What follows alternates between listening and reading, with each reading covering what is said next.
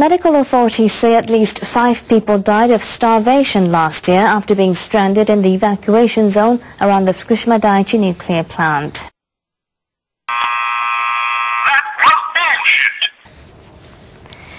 The government issued an evacuation order on one day after the nuclear accident, but some residents were left stranded. A man in his 70s who lived about 5 kilometers from the plant was found dead in late March on the second floor of his home.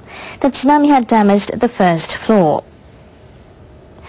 A woman in her 60s was found dead last April inside her home. She lived alone and had trouble walking.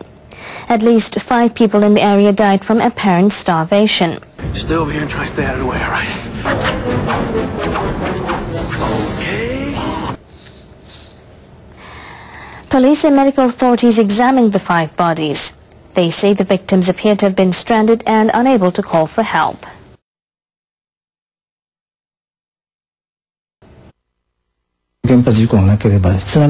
If the nuclear accident had not occurred, some of these people might have been rescued. They had no means to ask for help. We have to learn from these cases about how to manage that kind of situation.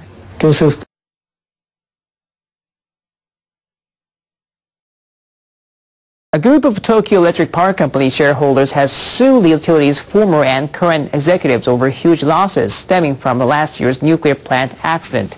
They're seeking about $68 billion in compensation. 42 shareholders filed a class action lawsuit at the Tokyo District Court on Monday. They're suing 27 people who held top executive posts at TEPCO after 2002, when a government panel warned that a huge earthquake could hit the area where the Fukushima Daiichi nuclear power plant is located. The shareholders say the executives were negligent and that the utility failed to take measures to protect the plant from earthquakes and tsunami. They say TEPCO should pay the compensation to the people affected by the accident. Japan's corporate culture will not change unless individual managers take responsibility for problems. The shareholders want to correct what they call a system of collective irresponsibility in the nuclear industry. TEPCO declines to comment on the lawsuit. The company is expected to post a net loss of about $8.6 billion in the business year that ends this month. South Korea says it expects an upcoming nuclear security summit in Seoul to send a message to North Korea and other countries that they should give up their nuclear development programs. I hope that someone gets my message in a bottle.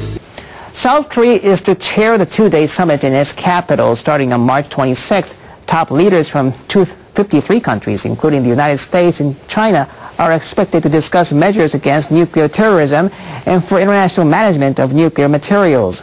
South Korean Foreign Minister Kim Soon-hwan said the summit will include intensive talks on how to promote safe management of highly enriched uranium and plutonium that could be used for nuclear weapons. The summit is aimed at minimizing the use of nuclear materials such as highly enriched uranium and plutonium.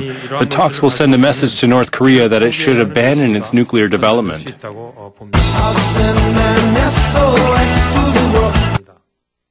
Kim also says South Korea wants to discuss nuclear security measures as a terrorist attack on a nuclear power plant could lead to a serious accident.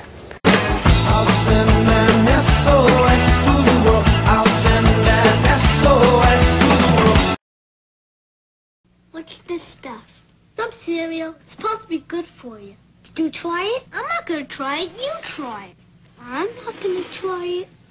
Let's get Mikey. Yeah. He won't eat it. He hates everything.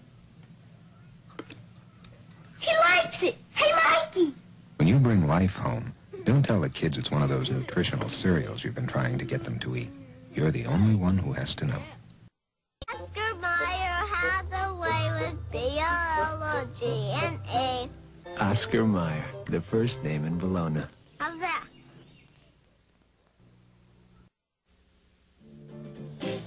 Just sit right back and you'll hear a tale of a fateful trip that started from this tropic port aboard this tiny ship. The mate was a mighty sailing man, The skipper brave and sure. 5 passengers set sail that day for a 3-hour tour, a 3-hour tour. The weather started getting rough, the tiny ship was tossed. If not for the courage of the fearless crew, The minnow would be lost, the minnow would be lost. The ship's aground on the shore of this uncharted desert isle, with Gilligan, the skipper too, the millionaire and his wife, a movie star, and the rest are here on Gilligan's Isle. now this is a tale of our castaways. They're here for a long, long time.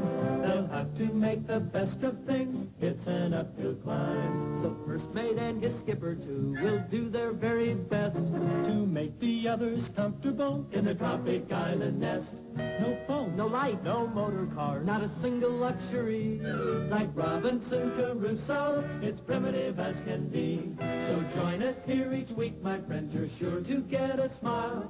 For 7 stranded castaways here on Gilligan's Isle.